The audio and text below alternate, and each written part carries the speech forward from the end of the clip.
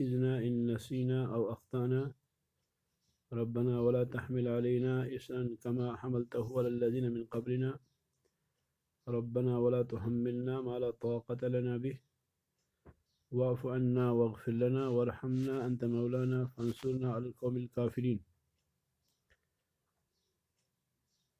رب اشرح لي صدري ويسر لي أمري واحلل عقدة من لساني يفقهوا قولي رب زدني علما ربنا تقبل منا إنك أنت السميع العليم.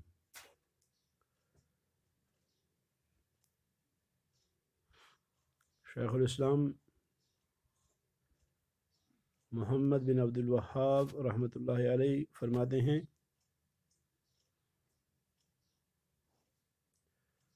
فَإِذَا عَرَفْتَ أَنَّ هَذَا الَّذِي يُسَمِّيهِ الْمُشْرِكُونَ فِي زَمَانِنَا كَبِيرُ الْاعْتِقَادِ هو الشرك الذي نزل فيه القرآن وقاتل رسول الله صلى الله عليه وسلم الناس عليه. جب آپ اس بات کو جان گئے کہ ہمارے زمانے کے مشرک جس چیز کو اعتقاد کا نام دیتے ہیں وہی تو وہ شرک ہے کہ جس شرک کے بارے میں قرآن نازل ہوا، اور وہی تو وہ شرک ہے کہ جس شرک کی وجہ سے رسول اکرم صلی اللہ علیہ وسلم نے لوگوں کے ساتھ قتال کیا.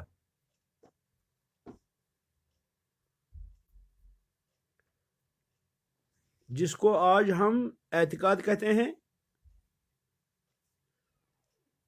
یعنی اولیاء صالحین انبیاء کو پکارنا، ان کے نام نذر و نیاز چڑھانا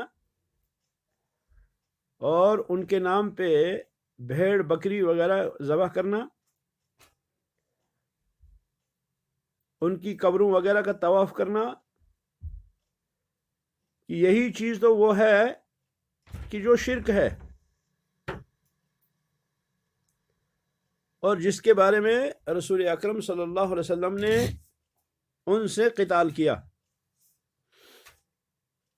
ان میں سے کوئی بھی ایسا شخص نہیں تھا جس کا یہ اعتقاد ہو کہ یہ ہمارے جو بت ہیں یہ پیدا کر سکتے ہیں، یہ رزق دے سکتے ہیں، یہ مالک ہیں، یہ خالق ہیں، یہ زندہ کرنے والے ہیں، یہ مارنے والے ہیں. یہ ان کا عقیدہ نہیں تھا،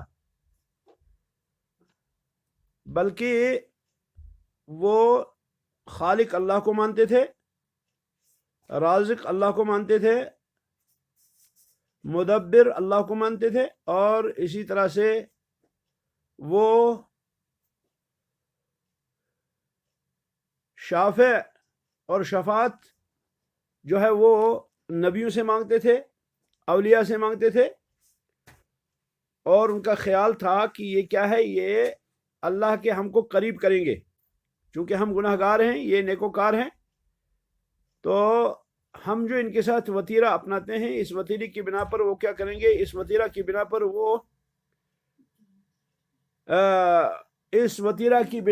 وہ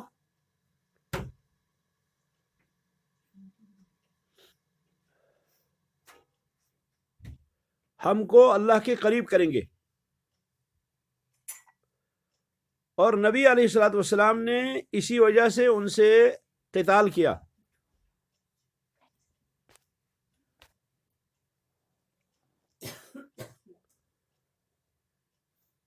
کہتے ہیں شیخ الاسلام جب آپ اس بات کو جان جائیں گے تو آپ جانیں، یہ دوسرا قضیہ ہے. گویا کہ یہ شیخ نے رحمۃ اللہ علیہ یہاں پر ایک، جس کو آپ کہیں گے ایک مقدمہ منعقد کیا، اور اس کے بعد جو ہے دوسرا مقدمہ بیان فرما رہے ہیں. جب آپ کو یہ پتہ چل جائے کہ ہمارے زمانے کے جو لوگ ہیں، جو ان کا عقیدہ ہے وہ شرک ہے، اور وہ شرک وہ ہے جس شرک کے بارے میں قرآن نازل ہوا اور جس شرک کے بارے میں رسول اکرم صلی اللہ علیہ وسلم نے ان سے قتال کیا۔ تو اب آپ جانیں کہ پہلے والے لوگوں کا شرک جو ہے وہ ہلکا تھا ہمارے زمانے کے شرک سے۔ پہلے والے زمانے کا شرک جو ہے وہ ہلکا تھا بنسبت ہمارے زمانے کے شرک کے دو وجہ سے ہمارے زمانے کا شرک بھاری ہے پہلے والے زمانے کے مشرکین کے شرک سے۔ پہلے والے مشرکین کا شرک ہلکا ہے ہمارے زمانے کے مشرکین کے شرک سے دو طرح سے۔ احدہما، ایک وجہ، ان الاولین لا یشرکون ولا یدعون، کہ پہلے والے جو مشرک تھے وہ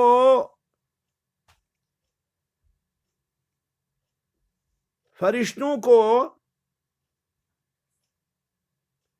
اولیاء کو، ملائکہ کو، بتوں کو اللہ کے ساتھ جو پکارا کرتے تھے اور اللہ کے ساتھ ان کو شریک کرتے تھے، تو وہ صرف خوشی میں، غمی میں نہیں۔ خوشی ہوتی تو خوشی میں کیا کرتے؟ وہ اللہ کے ساتھ فرشتوں کی بھی عبادت کرتے، وہ اولیاء کی بھی عبادت کرتے، وہ بتوں کی بھی عبادت کرتے، اللہ کے ساتھ ساتھ اللہ کی بھی کرتے اور ان کی بھی کرتے، لیکن خوشی میں۔ وَأَمَّا الشِّدَّةُ، رہی بات غمی کی، فَيُخْلِصُونَ لِلَّهِ الدُّعَاء، تو غمی میں وہ صرف اللہ سے دعائیں کیا کرتے تھے۔ خوشی ہے تو خوشی میں کیا ہے؟ اللہ کو بھی اور اللہ کے ساتھ دوسروں کو بھی، لیکن غمی ہے تو غمی میں صرف اللہ رب العالمین سے دعا کرتے تھے۔ کیا دلیل ہے اس کی؟ اس کی دلیل اللہ تعالیٰ کا یہ فرمان ہے۔ اللہ تعالیٰ فرماتے ہیں وَإِذَا مَسَّكُمُ الضُّرُّ فِي الْبَحْرِ ضَلَّ مَن تَدْعُونَ إِلَّا إِيَّاهُ فَلَمَّا نَجَّاكُمْ إِلَى الْبَرِّ أَعْرَضْتُمْ وَكَانَ الْإِنسَانُ كَفُورًا، سورۃ اسراء آیت نمبر 67، آیت نمبر 67۔ اللہ فرماتے ہیں وَإِذَا مَسَّكُمُ الضُّرُّ، اور جب تمہیں کوئی مصیبت آ لیتی ہے، فِي الْبَحْرِ، سمندر میں، ضل، تو گم ہو جاتا ہے وہ، من تدعون، جن کو تم پکارا کرتے تھے خشکی میں، الا ایاہ، اس صورت میں صرف اللہ ہی کو تم پکارتے ہو، اور جن کو تم پکارا کرتے تھے اللہ کے بغیر تو وہ تمہارے گم ہو جاتے ہیں۔ فَلَمَّا نَجَّاكُمْ إِلَى الْبَرِّ، جب اللہ رب العالمین تمہیں نجات دیتا ہے اور تم خشکی میں آ جاتے ہو، سمندر سے نکل کر تم خشکی میں آتے ہو، اعرضتم، تو تم اعراض کرتے ہو، وَكَانَ الْإِنسَانُ كَفُورًا، اور انسان جو ہے یہ کیا ہے؟ یہ ناشکرا ہے۔ تو یہ اس بات کی دلیل ہے کہ غمی میں وہ صرف اللہ کو پکارا کرتے تھے، لیکن خوشی میں وہ کیا ہے؟ خوشی میں وہ اللہ کو بھی پکارتے تھے اور اللہ کے ساتھ دوسروں کو بھی پکارتے تھے۔ دوسری دلیل وَقَوْلُهُ قُلْ أَرَأَيْتُكُمْ إِنْ أَتَاكُمْ عَذَابُ اللَّهِ أَوْ أَتَتْكُمُ السَّاعَةُ أَغَيْرَ اللَّهِ تَدْعُونَ إِن كُنتُمْ صَادِقِينَ، آپ فرمائیں ان سے تمہارا کیا خیال ہے اگر تمہیں اللہ کا عذاب آ جائے یا تمہیں قیامت آ جائے تم پر، تو عذاب آنے کی صورت میں اور قیامت کے آنے کی صورت میں اغیر اللہ تدعون، کیا تم اللہ کے علاوہ کسی اور کو پکارو گے؟ یعنی اگر اللہ کا کوئی عذاب آ جائے یا اللہ کی جو ہے قیامت آ جائے تو اس صورت میں تم کس کو پکارو گے؟ کیا اللہ کے علاوہ کسی اور کو پکارو گے؟ ان کنتم صادقین، اگر تم سچے ہو، بل ایاہ تدعون، بلکہ تم اللہ ہی کو پکارو گے، فیکشف ما تدعون الیہ ان شاء، پس اللہ رب العالمین تمہاری مصیبت کو دور کرے گا اگر اللہ چاہے، وَتَنْسَوْنَ مَا تُشْرِكُونَ، اور تمہیں بھول جائیں گے وہ لوگ جن کو تم شریک بناتے ہو اللہ کے، جن کو تم اللہ کے ساتھ شریک بناتے ہو ان کو تم بھول جاؤ گے۔ سورہ انعام آیت نمبر 40-41۔ تو یہ دوسری دلیل ہے کہ مشرکین کا وتیرہ تھا کہ مشرکین کیا کرتے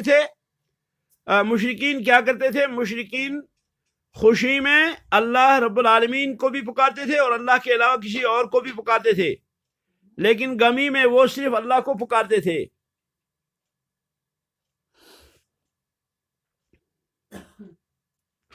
وَقَوْلُهُ تَعَالَى، تیسری دلیل اس بات کی کہ اولین جو مشرک تھے، جو مکہ کے مشرک تھے، پہلے والے جو مشرک تھے، وہ خوشی میں اللہ کے ساتھ شریک ٹھہراتے تھے لیکن غمی میں اللہ ہی کو پکارتے تھے۔ اللہ کا یہ فرمان اس کی تیسری دلیل ہے۔ اللہ فرماتے ہیں وَإِذَا مَسَّ الْإِنسَانُ ضُرٌّ دَعَا رَبَّهُ مُنِيبًا إِلَيْهِ، وَإِذَا مَسَّ الْإِنسَانُ ضُرٌّ، جب انسان کو کوئی تکلیف آ لیتی ہے، دعا ربہ، تو وہ اپنے رب کو پکارتا ہے، منیباً الیہ، اسی کی طرف رجوع کرتے ہوئے۔ آگے فرمایا تمتع بکفرک، اپنے کفر سے فائدہ اٹھاؤ، قلیلاً تھوڑا، انک من اصحاب النار، بے شک کہ تو اصحاب نار میں سے ہے۔ سورہ زمر آیت نمبر 8۔ تو اس میں بھی اس بات کی دلیل ہے کہ جو پہلے والے مشرک تھے وہ آج کے زمانے کے مشرکوں کے مقابلے میں اخف تھے، ہلکے تھے، کیونکہ وہ خوشیوں میں اللہ کے ساتھ شریک ٹھہراتے تھے لیکن وہ غمی میں اللہ ہی کو پکارتے تھے۔ اسی طرح سے چوتھی دلیل اس مسئلے کی کہ وہ غمیوں میں اللہ کو پکارتے تھے لیکن خوشیوں میں اللہ کے ساتھ شریک کرتے تھے اور اللہ کے ساتھ دوسروں کو پکارتے تھے۔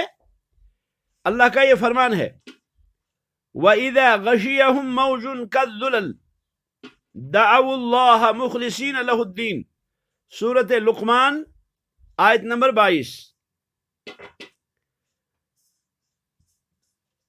وَإِذَا غَشِيَهُم مَّوْجٌ، اللہ فرماتے ہیں جب سمندر میں کوئی لہر ان کو ڈھانک لیتی تھی، سمندری کوئی لہر ان کو ڈھانک لیتی تھی، کوئی موج ان کو ڈھانک لیتی تھی، کالظلل، سائے کی طرح،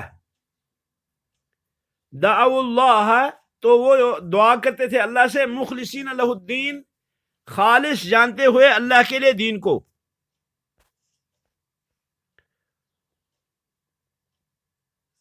سورۃ لقمان آیت نمبر 22۔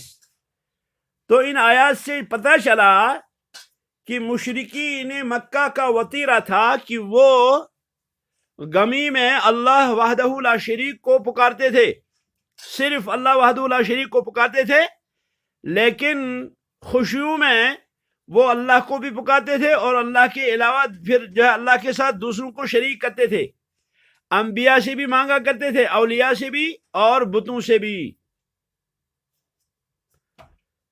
شیخ رحمت اللہ علیہ فرماتے ہیں فَمَنْ فَهِمَ هَذِهِ الْمَسْأَلَةَ الَّتِي وَضَّحَهَا اللَّهُ فِي كِتَابِهِ، اب جو شخص اس مسئلے کو سمجھ جائے جس مسئلے کو اللہ رب العالمین نے اپنی کتاب میں واضح کیا، وَهِيَ أَنَّ الْمُشْرِكِينَ الَّذِينَ قَاتَلَهُمْ رسول اللہ صلی اللہ علیہ وسلم، کہ وہ مشرکین جن سے رسول اکرم صلی اللہ علیہ وسلم نے قتال کیا، يَدْعُونَ اللَّهَ، وہ اللہ سے دعائیں کرتے تھے، وَيَدْعُونَ غَيْرَ اللَّهِ، اور وہ اللہ رب العالمین کے علاوہ دوسروں کو بھی پکارتے تھے، فی الرخاء، آسانیوں میں، خوشیوں میں، وَأَمَّا فِي الضَّرَّاءِ وَالشِّدَّةِ، رہا مصیبتوں میں، غموں میں، فَلَا يَدْعُونَ إِلَّا اللَّهَ، वहदहू ला शरीक लह, तो वो गमों में सिर्फ अल्लाह रब्बुल आलमीन को पुकारते थे जिसका कोई शरीक नहीं है।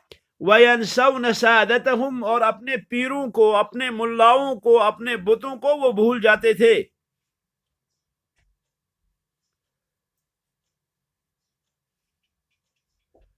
कहते हैं शेख, तबय्यन लहुल फर्क बैन शिर्क अहले ज़मानिना व शिर्किल अव्वलीन, तो इस शख्स के पर फर्क वाज़े होगा हमारे ज़माने के मुशरिकीन और पहले वाले मुशरिकीन के दरमियान। यानी आज के ज़माने के मुशरिक गमों में भी गैरुल्लाह को पुकारते हैं, खुशियों में तो है ही, गमों में भी वो क्या करते हैं, वो गैरुल्लाह को पुकारते हैं। बीमार हो तो चढ़ावा चढ़ाते हैं, बीमार हो तो ज़ियारतों पे जाते हैं, मुसीबत आ पड़ी हो तो आस्थानों का रुख करते हैं, कोई तकलीफ हो तो कब्रों का तवाफ करते हैं, कोई थोड़ी सी मुश्किलात पैदा हो तो वो क्या करते हैं, वो बुतों का तवाफ करना शुरू कर देते हैं। खुशियों में तो है ही, खुशियों में भी वो क्या करते हैं, खुशियों में भी वो शिरक करते हैं अल्लाह के साथ। तो गोया कि आज के ज़माने के मुशरिक पहले वाले मुशरिकीन के एतबार से ज़्यादा सख्त मुशरिक हैं, क्योंकि वो सिर्फ खुशियों में अल्लाह के साथ शरीक ठहराते थे, लेकिन आज के मुशरिक जो हैं वो गमों में भी, खुशियों में भी और गमियों में भी अल्लाह के साथ शरीक ठहराते हैं। कहते हैं शेख रहमतुल्लाह अलैह, वलाकिन ऐन मन यफहमु क़ल्बुहु हाज़िल मसअला फ़हमन रासिखा, लेकिन वो लोग कहाँ हैं कि जिनका दिल समझ जाए इस मसले को अच्छी तरह। वल्लाहुल मुस्तआनु, और मददगार अल्लाह ही है। गोया कि ये मसला समझना ये आसान नहीं है। इस मसले की समझ अल्लाह ने आपको दी। ये मसला आपके सामने आया, ये मसला जो है ये आपने इस मसले को समझा और आपको पता चला। ये हर किसी को पता नहीं चलता, ये अल्लाह की तौफीक है, और इस अल्लाह की तौफीक के आप सबों पे वाजिब है कि आप अल्लाह का शुक्र अदा करें, आप अल्लाह का शुक्र अदा करें, और आप अल्लाह से दुआ करें कि इलाही हमें इस्तिकामत दे अपने दीन पर, इलाही हमें दीन को समझने की तौफीक अता फरमा, इलाही हमें अकीदा समझने की तौफीक अता फरमा, इलाही हमें वो अकीदा समझने की तौफीक अता फरमा जो अकीदा आपने मुहम्मदुर रसूलुल्लाह सल्लल्लाहु अलैहि वसल्लम के ज़रिए हमको भेजा और हमको दिया। तो कहते हैं शेख रहमतुल्लाह अलैह, वलाकिन ऐन मन यफहमु क़ल्बुहु हाज़िल मसअला फ़हमन रासिखा, वो लोग कहाँ हैं जो इस मसले को अच्छी तरह समझ सकें। मुझे उम्मीद होगी कि आप लोगों को ये मसला अच्छी तरह समझ में आया होगा, और अगर कोई इश्काल हो आप में से किसी को तो आप बिल्कुल न हिचकिचाएं, बल्कि आप खुल के इसकी मज़ीद तवज़ीह चाहें, इंशाअल्लाह तवज़ीह की जाएगी। तो ये पहला मसला था, या पहली वजह थी कि हमने कहा कि पहले वाले मुशरिक जो हैं वो आसान थे आज के मुशरिकों के मुकाबले में। कहते हैं शेख रहमतुल्लाह अलैह, अल अम्र सानी, दूसरी वजह कि आज के ज़माने के मुशरिकीन मक्का से आगे हैं, शिरक में बदतर हैं। इसकी दलील क्या है, ये क्या है इसकी तफसील। कहते हैं अन्नल अव्वलीन यदऊना मअल्लाहि उनासन मुकर्रबीन इंदल्लाह, कि पहले वाले लोग अल्लाह के अलावा ऐसे लोगों से दुआएं करते थे جو اللہ کے مقرب تھے. پہلے والے لوگ اللہ کے علاوہ ایسے لوگوں سے دعائیں کرتے تھے جو اللہ کے مقرب تھے. اما انبیاء، یا وہ انبیاء تھے، و اما اولیاء، یا وہ اولیاء تھے، و اما ملائکہ، یا وہ فرشتے تھے. یعنی وہ انبیاء سے دعائیں کرتے تھے، اولیاء سے دعائیں کرتے تھے، اور فرشتوں سے دعائیں کرتے تھے. او یدعون اشجارا او احجارا مطیعتا للہ لیست عاصیہ، یا وہ درختوں کی پوجا کرتے تھے، درختوں سے دعائیں مانگتے تھے، یا پتھروں سے دعائیں مانگتے تھے. اور یہ درخت بھی اور یہ پتھر بھی اللہ کی مطیع ہیں، وہ اللہ کے نافرمان نہیں تھے. یعنی درخت سارے کے سارے اللہ کے فرما بردار ہیں، یہ پتھر سارے کے سارے اللہ کے فرما بردار ہیں. اللہ نے فرمایا وَإِن مِّن شَيْءٍ إِلَّا يُسَبِّحُ بِحَمْدِهِ وَلَكِن لَّا تَفْقَهُونَ تَسْبِيحَهُمْ. وَإِن مِّن شَيْءٍ، کائنات کی کوئی چیز ایسی نہیں، إِلَّا يُسَبِّحُ بِحَمْدِهِ، مگر وہ اللہ رب العالمین کی تسبیح بیان کرتی ہے اور اللہ رب العالمین کی حمد بیان کرتی ہے. وَلَكِن لَّا تَفْقَهُونَ تَسْبِيحَهُمْ، البتہ تم اللہ رب العالمین تم ان کی تسبیح کو جان نہیں سکتے.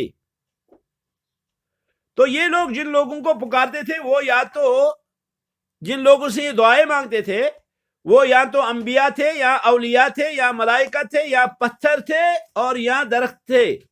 یہ سارے کے سارے کیا تھے؟ یہ سارے کے سارے اللہ کے فرما بردار تھے. انبیاء بھی فرما بردار تھے، ملائکہ بھی فرما بردار تھے، اولیاء بھی فرما بردار تھے، پتھر بھی فرما بردار تھے، اور درخت بھی فرما بردار تھے اللہ کے. وَأَهْلُ زَمَانِنَا يَدْعُونَ مَعَ اللَّهِ أُنَاسًا مِنْ أَفْسَقِ النَّاسِ، جبکہ آج ہمارے زمانے کے مشرک اللہ کے علاوہ وہ پکارتے ہیں ایسے لوگوں کو جو فاسق ترین لوگ ہیں. فاسق ترین لوگ ہیں، پتہ ہی نہیں یہ مسلمان بھی ہیں کہ نہیں. کل میں دیکھ رہا تھا کہ دمشق کے اندر عبد القادر جیلانی کا مزار دکھاتے تھے. ہم اگر کشمیر میں دیکھیں تو کشمیر میں بھی کئی جگہوں پر دستگیر صاحب کی زیارت ہے، کئی جگہوں پر، ایک جگہ پہ نہیں. اور ہندوستان میں جائیے تو ہندوستان میں بھی بہت ساری جگہوں پہ غوث العظم کی، ان کے غوث العظم کی جو ہے کیا ہے، قبر ہے، زیارت گاہ ہے. آپ بر صغیر میں جہاں بھی جائیں گے یا بر صغیر سے باہر افریقی ممالک میں بھی آپ جائیں گے، وہاں بھی آپ دیکھیں گے کہ یہ کیا ہے، یہ عبد القادر جیلانی کی مزار ہے. اور یہ بات سارے جانتے ہیں کہ عبد القادر جیلانی ایک ہی تھے، وہ دو نہیں تھے، تین نہیں تھے. تو سوال پیدا ہوتا ہے کہ ایک ہی شخص کی مزار ہزاروں جگہوں پہ کیسے؟ ایک ہی شخص کی مزار ہزاروں جگہوں پہ کیسے؟ اور اصل جو فوت ہوئے ہیں عبد القادر جیلانی وہ بغداد میں ہوئے ہیں. تو بغداد میں بھی ان کی قبر، اور پھر سوڈان میں بھی ان کی قبر، مصر میں بھی ان کی قبر، اور پھر ہندوستان میں بھی ان کی قبر، ان کی مزار. تو سوال یہ ہے کہ آخر یہ کیا مسئلہ ہے بھائی؟ کیا ایسا ہے کہ عبد القادر جیلانی کو مرنے کے بعد لوگوں نے ٹکڑے ٹکڑے کیے اور آدھا انہوں نے فلاں جگہ رکھا، آدھا فلاں جگہ رکھا؟ یا کیا مسئلہ ہے یہ؟ ذرا غور تو کریں. کہتے ہیں بہت سی جگہوں پر کہ فلاں جگہ جو ہے وہ بیٹھے تھے فلاں بزرگ. اب جب بیٹھے تو بیٹھنے کی جگہ کو کیا کر دیا؟ اس کو مزار بنا دیا. اب وہاں نظریں اور منتیں جو ہیں وہ چڑھنے لگی. بہت سے ایسے لوگ بھی ہیں جن کے بارے میں پتہ ہی نہیں یہ مسلمان بھی ہیں کہ نہیں ہیں.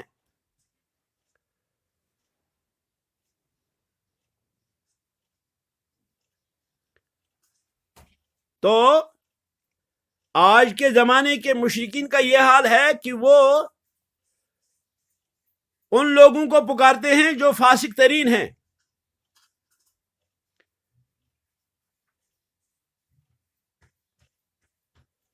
اور جن لوگوں کو یہ پکارتے ہیں ہم الذین یحکون عنہم، انہی کے بارے میں یہ لوگ بیان کرتے ہیں الفجور، کہ یہ فجور کام کرتے تھے، من الزنا والسرقہ وترک الصلاۃ وغیر ذلک۔ سوپور میں ایک شخص تھا احد بابا کے نام سے، وہ اللہ کا بندہ ہمیشہ ننگا رہا کرتا تھا، اس نے پوری زندگی کبھی بھی لباس نہیں پہنا، لیکن لوگوں کا حال یہ تھا، لوگ اس طرح سے جو ہے جمع ہوتے تھے کہ نہ پوچھے۔ تو سوال ہے کہ کیا ایسا شخص جس نے پوری زندگی لباس نہیں پہنا، کیا وہ مسلمان ہو سکتا ہے؟ کیا وہ اچھا آدمی ہو سکتا ہے؟ کیا وہ شخص ولی اللہ ہو سکتا ہے؟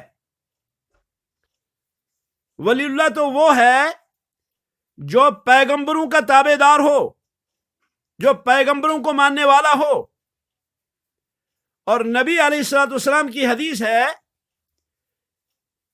کہ نبی علیہ الصلوۃ والسلام نے پوری زندگی میں کبھی بھی کسی نامحرم عورت کے ساتھ ہاتھ نہیں ملایا۔ اسماء بنت یزید ابن سکن رضی اللہ تعالی عنہا ایک خاتون ہیں، صحابیہ ہیں رضی اللہ عنہا، وہ نبی علیہ الصلوۃ والسلام کی خدمت میں حاضر ہوئی کچھ عورتوں کے ساتھ بیعت کی غرض سے۔ تو انہوں نے کہا اللہ کے نبی آپ ہم سے بیعت نہیں لیتے؟ نبی علیہ الصلوۃ والسلام نے فرمایا ہاں بیعت لیں گے۔ تو ان عورتوں نے اپنے ہاتھوں کو آگے کیا، ہم بیعت کرنے کے لیے تیار ہیں۔ تو نبی علیہ الصلوۃ والسلام نے اپنا ہاتھ پیچھے کر لیا، اور نبی علیہ الصلوۃ والسلام نے کسی بھی عورت کے ساتھ ہاتھ نہیں ملایا بیعت کے لیے۔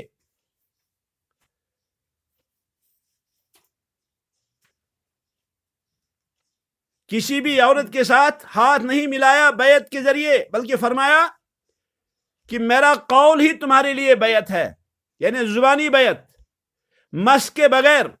اسی لیے عائشہ صدیقہ فرماتی ہیں رضی اللہ تعالی عنہا کہ رسول اکرم صلی اللہ علیہ وسلم نے کسی غیر محرم عورت کا ہاتھ کبھی بھی نہیں چھوا۔ تو یہ تو نبی علیہ الصلوۃ والسلام کا حال ہے، پیغمبر آخر الزماں صلی اللہ علیہ وسلم کا حال ہے، جو انبیاء کے امام ہیں، کہ انہوں نے کسی عورت کے ساتھ ہاتھ تک نہیں ملایا۔ حدیث کے اندر آتا ہے کہ رسول اکرم صلی اللہ علیہ وسلم پردہ نشی خواتین سے زیادہ باحیا تھے، پردہ نشی خواتین سے زیادہ باحیا تھے محمد الرسول اللہ صلی اللہ علیہ وسلم۔ تو پیغمبر کا تو یہ حال ہے کہ پیغمبر کیا ہے، وہ باپردہ ہے۔ ایک بار ابو بکر صدیق رضی اللہ تعالیٰ عنہ اور عمر فاروق رضی اللہ تعالیٰ عنہ تشریف فرما تھے، رسول اکرم صلی اللہ علیہ وسلم کا زانوئے مبارک کھلا ہوا تھا، اس میں پردہ نہیں تھا۔ پھر عثمان ذی النورین تشریف لائے تو نبی علیہ السلام نے اس کو ڈھانک لیا۔ تو امہات المومنین نے پوچھا اللہ کے نبی، ابو بکر صدیق اور عمر فاروق آپ کے پاس موجود تھے، لیکن آپ کا زانوئے مبارک کھلا ہوا تھا، آپ نے اس کو ڈھانکا نہیں، لیکن جو ہی عثمان تشریف لائے تو آپ نے ڈھانک لیا۔ تو فرمایا الا استحی من الذی تستحی منہ الملائکہ، کیا اس شخص سے میں حیا نہ کروں جس شخص سے فرشتے حیا کرتے ہیں؟ تو گو کہ رسول اکرم صلی اللہ علیہ وسلم کا کردار تو یہ تھا کہ آپ نے کبھی بھی، آپ نے صرف زانوئے مبارک کو الگ نہیں رکھا، خالی نہیں رکھا، عریا نہیں رکھا، پورے بدن کی تو بات ہی نہیں۔ وہ شخص کیسا ولی ہو سکتا ہے جو شخص پورے کا پورا عریا رہتا ہو؟ وہ شخص ولی کیسے ہو سکتا ہے جو شخص زندگی میں ایک بھی نماز نہ پڑھے؟ وہ شخص کیسا ولی ہو سکتا ہے جو شخص زندگی میں ایک بار بھی کبھی سجدہ نہ کرے؟ تو لوگوں کا حال کیا ہے کہ لوگ جو ہیں، آج کل کے لوگ کیا کرتے ہیں، آج کل کے لوگ جو ہیں وہ فاسق ترین لوگوں کو اپنا پیر مانتے ہیں، اپنا مرشد مانتے ہیں، اپنا امام مانتے ہیں۔ وہ کہتے ہیں کہ یہ جو ہے ہمارا کرتا دھرتا ہے، یہ ہمارا داتا ہے، یہ ہمارا فلاں ہے، یہ ہمارا فلاں ہے۔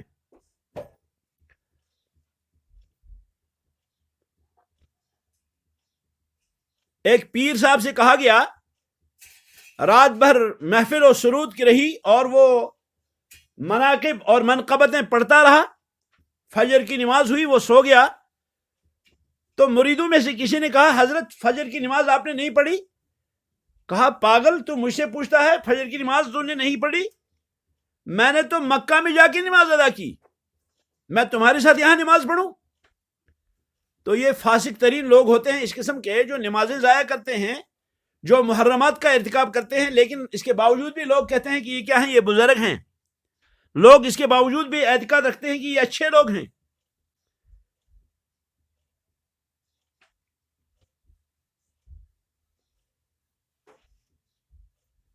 تو گویا کہ مشرکین مکہ وہ پیچھے تھے، وہ تو صرف ان لوگوں سے دعائیں مانگتے تھے جو لوگ انبیاء تھے، جو صالحین تھے، نیکوکار تھے، مطیع تھے، فرما بردار تھے اللہ کے۔ لیکن آج کے زمانے کے لوگ فاسق ترین لوگوں کو سے دعائیں مانگتے ہیں۔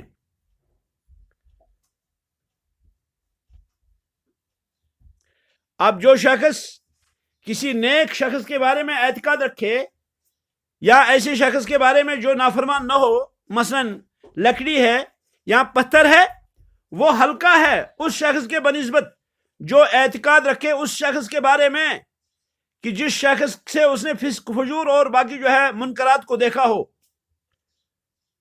تو گویا کہ یہ دو وجہیں تھی، جو دو وجہیں آج کے مشرکین آگے ہیں، لیکن مکہ کے مشرکین جو ہے وہ پیچھے تھے ان سے۔ اس کے بعد کہتے ہیں شیخ الاسلام محمد بن عبد الوہاب رحمۃ اللہ علیہ، اذا تحققت، جب تمہارے سامنے یہ بات متحقق ہو گئی، ثابت ہو گئی کہ ان الذین قاتلہم رسول اللہ صلی اللہ علیہ وسلم، کہ جن لوگوں کے ساتھ رسول اکرم صلی اللہ علیہ وسلم نے قتال کیا، اصح عقولا، وہ عقل میں زیادہ اچھے تھے، واخف شرکا، لیکن شرک میں خفیف تھے، من ہؤلاء، ان لوگوں سے، فاعلم ان لہؤلاء شبہۃ یوردونها علی ما ذکرنا، تو جان لیں کہ ان لوگوں کا، جو آج کے لوگ ہیں جو عقل میں کم، شرک میں آگے ہیں، ان کو ایک اور شبہ ہے، جو شبہ وہ لاتے ہیں، وہ بیان کرتے ہیں، اور یہ ان کا عظیم ترین شبہ ہے۔ فَاسْغِ سَمْعَكَ لِجَوَابِهَا، تو آپ اپنے کان کو دھریں اس کے جواب کے لیے، یعنی خوب غور سے سنیں آپ جواب۔ شبہ کیا ہے؟ شبہ یہ ہے، وہ کہتے ہیں ان الذین نزل فیہم القرآن لا یشہدون ان لا الہ الا اللہ ویکذبون الرسول صلی اللہ علیہ وسلم وینکرون البعث ویکذبون القرآن ویجعلونہ سحرا۔ وہ کہتے ہیں کہ جن لوگوں کے بارے میں یہ قرآنی آیات نازل ہوئی ہیں، ان کا تو یہ مسئلہ مسلم تھا کہ وہ اللہ رب العالمین کی وحدانیت کی گواہی نہیں دیتے تھے۔ ان کے بارے میں یہ بات مسلم تھی کہ وہ رسول اکرم صلی اللہ علیہ وسلم کی تکذیب کرتے تھے۔ ان کے بارے میں یہ بات مسلم تھی کہ وہ قیامت کے منکر تھے۔ وَيُكَذِّبُونَ الْقُرْآنَ، ان کے بارے میں یہ بات مسلم تھی کہ وہ قرآن کی تکذیب کرتے تھے۔ وَيَجْعَلُونَهُ سِحْرًا، اور قرآن کو وہ جادو کہتے تھے، حالانکہ وَنَحْنُ نَشْهَدُ أَن لَا إِلَٰهَ إِلَّا اللَّهُ، ہم گواہی دیتے ہیں کہ اللہ کے بغیر کوئی معبود برحق نہیں، ہم گواہی دیتے ہیں کہ محمد صلی اللہ علیہ وسلم اللہ کے رسول ہیں، ہم قرآن کی تصدیق کرتے ہیں، اور ہم قیامت پر ایمان بھی لاتے ہیں۔ ہمیں یقین ہے کہ مرنے کے بعد ہمیں دوبارہ جو ہے وہ جواب زندہ ہونا ہے۔ یعنی وہ لوگ اللہ کی وحدانیت کی گواہی نہیں دیتے تھے، وہ لوگ رسول اکرم صلی اللہ علیہ وسلم کی تکذیب کرتے تھے، وہ لوگ قرآن کو جھٹلاتے تھے، وہ لوگ قرآن کو سحر کہتے تھے، جبکہ ہم یہ ساری چیزیں مانتے ہیں، جبکہ ہم یہ ساری چیزیں مانتے ہیں۔ تو جواب کیا ہے اس کا؟ انشاءاللہ جواب کے لیے اگلا درس ہوگا۔ ھذا وصلی اللہ وسلم علی خیر خلق محمد وعلی آلہ واصحابہ اجمعین۔ سبحانک اللہم وبحمدک، اشہد ان لا الہ الا اللہ، استغفرک واتوب الیک۔